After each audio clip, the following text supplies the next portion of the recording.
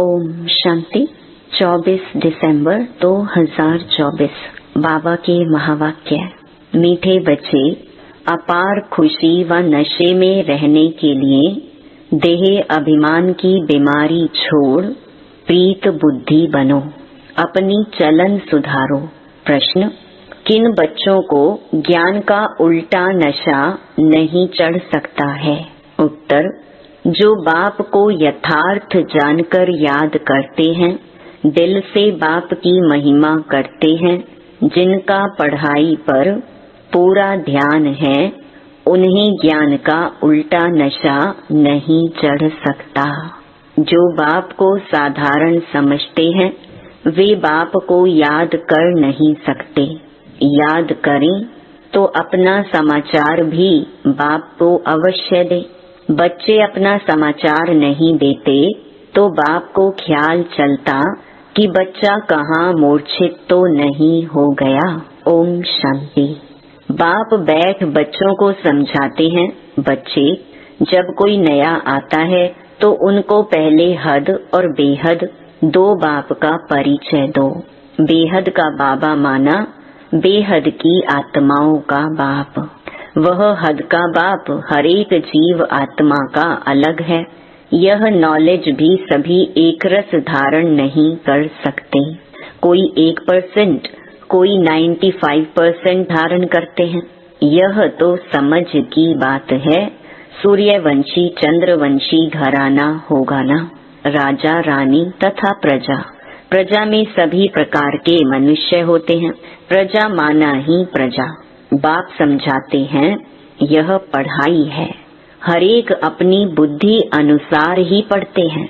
हरेक को अपना अपना पार्ट मिला हुआ है। जिसने कल्प पहले जितनी पढ़ाई धारण की है, उतनी अभी भी करते हैं। पढ़ाई कभी छिपी नहीं रह सकती है। पढ़ाई अनुसार पद भी मिलता है। बाप ने समझाया है, आगे चल इम्तिहान होगा। बिगर इम्तिहान के ट्रांसफर हो न सके तो पिछाड़ी में सब मालूम पड़ेगा।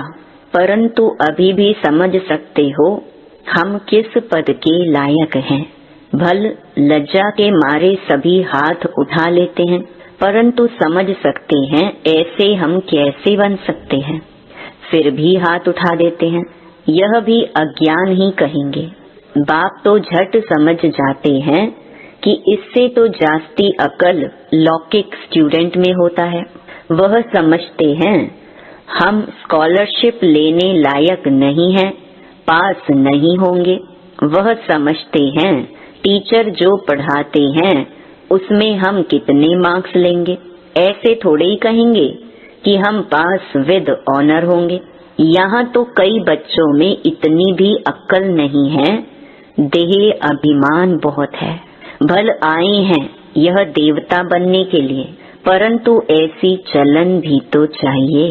बाप कहते हैं, विनाश काले विपरीत बुद्धि, क्योंकि कायदे सिर बाप से प्रीत नहीं है। बाप तुम बच्चों को समझाते हैं कि विनाश काले विपरीत बुद्धि का यथार्थ अर्थ क्या है। बच्चे ही पूरा नहीं समझ सकते हैं तो फिर वह क्या समझेंगे। बाप को याद करना, यह तो हुई गुप्त बात। पढ़ाई तो गुप्त नहीं है ना। पढ़ाई में नंबरवार होते हैं। एक जैसा थोड़े ही पढ़ेंगे। बाबा समझते हैं अभी तो बेबी है। ऐसे बेहद के बाप को 3-3, 4-4 मास याद भी नहीं करते हैं। मालूम कैसे पढ़े कि याद करते हैं। बाप को पत्र तक नहीं लिखते कि बाबा मैं कैसे कैसे चल रहा हूँ, क्या क्या सर्विस करता हूँ। बाप को बच्चों की कितनी फिक्र रहती है कि कहाँ बच्चा मूर्छित तो नहीं हो गया है, कहाँ बच्चा मर तो नहीं गया। कोई तो बाबा को कितना अच्छा अच्छा सर्विस समाचार लिखते हैं। बाप भी समझते बच्चा जीता है। सर्विस करने वाले बच्चे कभी छिप नहीं सकते। बाप तो हर बच्चे का दिल लेते हैं कि कौन सा बच्चा कैसा है। देह अभिमान की बीमारी बहुत कड़ी है।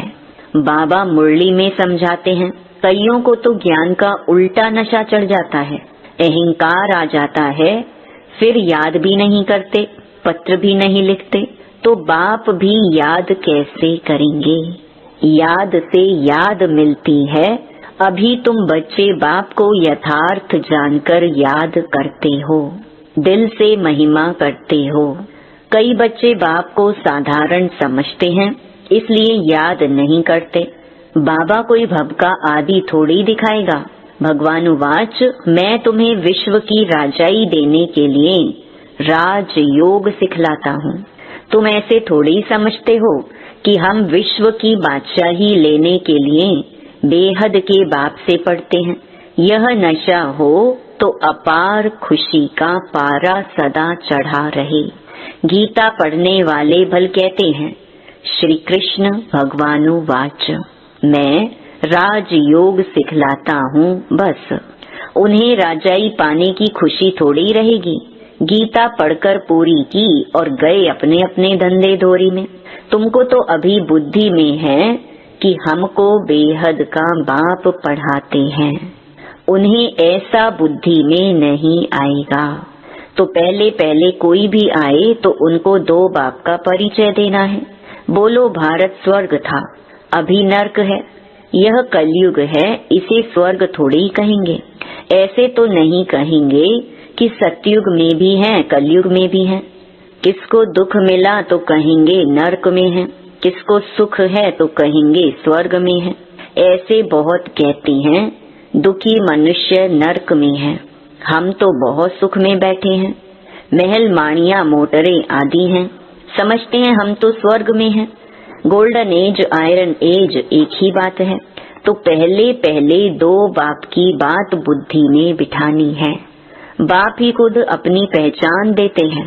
वह सर्वव्यापी कैसे हो सकता है?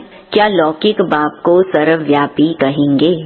अभी तुम चित्र में दिखाते हो आत्मा और परमात्मा का रूप तो एक ही है, उसमें फर्क नहीं। आत्मा और परमात्मा कोई छोटा बड़ा नहीं, सभी आत्माएं हैं, वह भी आत्मा है। वह सदा परम धाम में रहते हैं, इसलिए उन्हें परम आत्मा कहा जाता है। सिर्फ तुम आत्माएं जैसे आती हो वैसे मैं नहीं आता। मैं अंत में इस तन में आकर प्रवेश करता हूँ। यह बातें कोई बाहर का समझ न सके। बात बड़ी सहज है। फर्क सिर्फ इतना है, जो बाप के बदले वैकुंठवासी श्री कृष्ण का नाम डाल दिया है। क्या श्री कृष्ण ने वैकुंठ से नरक में आकर राजयोग सिखाया? श्री कृष्ण कैसे कह सकता है, देह सहित देह के सब धर्मों को छोड़ माम एकम याद करो। देहधारी की याद से पाप कैसे कटेंगे? श्री कृष्ण तो एक छोटा बच्चा, और कहाँ मैं साधारण मनुष्य के वृद्ध तन में आता हूँ। कितना फर्क हो गया है। इस एकज भूल के कारण सभी मनुष्य पतित कंगाल बन गए हैं। न मैं सर्वव्यापी हूँ, न श्री कृष्ण सर्वव्यापी है। हर शरीर में आत्मा सर्वव्यापी है। मुझे तो अपना शरीर भी नहीं है। हर आत्मा को अपना अपना शरीर है। नाम हर एक शरीर पर अलग अलग पड़ता है। न मुझे शरीर है और न मेरे शरीर का कोई नाम है। मैं तो बूढ़ा शरीर लेता हूँ तो इसका नाम बदलकर ब्रह्मा रखा है। मेरा तो ब्रह्मा नाम नहीं है, मुझे सदा शिव ही कहते हैं। मैं ही सर्व का सद्गति दाता हूँ। आत्मा को सर्व का सद्गति दाता नहीं कहेंगे। परमात्मा की कभी दुर्गति होती है क्या? आत्मा की ही दुर्गति और आत्मा की ही सद्गति होती है। यह सभी बातें विचार सागर मंथन करने की हैं, नहीं तो दूसरों को कैसे समझाएंगे। परंतु माया ऐसी दुस्तर है जो बच्चों की बुद्धि आगे नहीं बढ़ने देती। दिन भर झरमुई झगमुई में ही टाइम वेस्ट कर देते हैं। बाप से पिछाड़ने के लिए माया कितना फोर्स करती है। फिर कई बच्चे तो टूट पड़ते हैं। बाप को याद न करने से अवस्था अचल अडोल नहीं बन पाती। बाप घड़ी घड़ी खड़ा करते माया गिरा देती। बाप कहते कभी हार नहीं खानी है, कल्प कल्प ऐसा होता है, कोई नई बात नहीं। माया जीत अंत में बन ही जाएंगे, रावण राज्य खलास तो होना ही है, फिर हम नई दुनिया में राज्य करेंगे। कल्प कल्प माया जीत बने हैं, अनगिनत बार नई दुनिया में राज्य किया है। बाप कहते हैं बुद्धि को सदा बिजी रखो तो सदा सेफ रहेंगे। इसको ही स्वदर्शन चक्रधारी कहा जाता है। बाकी इसमें हिंसा आदि की बात नहीं है। ब्राह्मण ही स्वदर्शन चक्रधारी होते हैं, देवताओं को स्वदर्शन चक्रधारी नहीं कहेंगे। पतित दुनिया की रस्म रिवाज और देवी देवताओं की रस्म रिवाज में बहुत अंतर है। मृत्यु लोक वाले ही पतित पावन बाप को बुलाते हैं। हम पतितों को आकर पावन बनाओ, पावन दुनिया में ले चलो। तुम्हारी बुद्धि में है आज से 5000 वर्ष पहले नई पावन दुनिया थी, जिसको सतयुग कहा जाता है। त्रेता को नई दुनिया नहीं कहेंगे। बाप ने समझाया है वह है फर्स्ट क्लास, वह है सेकंड क्लास। एक एक बात अच्छी रीति धारण करनी चाहिए। जो कोई आकर सुने तो वंडर खाए। कोई कोई वंडर भी खाते हैं, परंतु फुर्सत नहीं जो पुरुषार्थ करें। फिर सुनते हैं पवित्र जरूर बनना है। यह काम विकार ही मनुष्य को पतित बनाता है। उनको जीतने से तुम जगत जीत बनेंगे, परंतु काम विकार उन्हों की जैसे पूंजी है, इसीलिए वह अक्षर नहीं बोलते हैं। सिर्फ कहते हैं मन को वश में करो, लेकिन मन अमन तब हो जब शरीर में नहीं हो। बाकी मन अमन तो कभी होता ही नहीं। देह मिलती है कर्म करने के लिए, तो फिर कर्मातीत अवस्था में कैसे रहेंगे। कर्मातीत अवस्था कहा जाता है मुर्दे को, जीते जी मुर्दा अथवा शरीर से डिटैच। बाप तुमको शरीर से न्यारा बनने की पढ़ाई पढ़ाते हैं। शरीर से आत्मा अलग है। आत्मा परम धाम की रहने वाली है। आत्मा शरीर में आती है तो उसे मनुष्य कहा जाता है। शरीर मिलता ही है कर्म करने के लिए। एक शरीर छोड़ फिर दूसरा शरीर कर्म करने लिए लेना है। शांति तो तब हो जब शरीर में नहीं है। मूल वतन में कर्म होता नहीं। सूक्ष्म वतन की तो बात ही नहीं। सृष्टि का चक्र यहाँ फिरता है। बाप और सृष्टि चक्र को जानना, इसको ही नॉलेज कहा जाता है। सूक्ष्म वतन में न सफेद पोशधारी, न सजे सजाए, न नाग बलाए पहनने वाले शंकर आदि ही होते हैं। बाकी ब्रह्मा और विष्णु का राज बाप समझाते रहते हैं। ब्रह्मा यहाँ है, विष्णु के 2 रूप भी यहाँ हैं। वह सिर्फ साक्षात्कार का पार्ट ड्रामा में है, जो दिव्य दृष्टि से देखा जाता है। क्रिमिनल आँखों से पवित्र चीज दिखाई ना पड़े। अच्छा, मीठे मीठे सिकीलधे बच्चों प्रति माता पिता बाप दादा का याद प्यार और गुड मॉर्निंग। रूहानी बाप की रूहानी बच्चों को नमस्ते। धारणा के लिए मुख्य सार। पहला, अपने आप को सदा सेफ रखने के लिए बुद्धि को विचार सागर मंथन में बिजी रखना है। स्वदर्शन चक्रधारी बनकर रहना है। झरमुई झगमुई में अपना समय नहीं गंवाना है। दूसरा, शरीर से डिटैच रहने की पढ़ाई जो बाप पढ़ाते हैं वह पढ़नी है। माया के फोर्स से बचने के लिए अपनी अवस्था अचल अडोल बनानी है।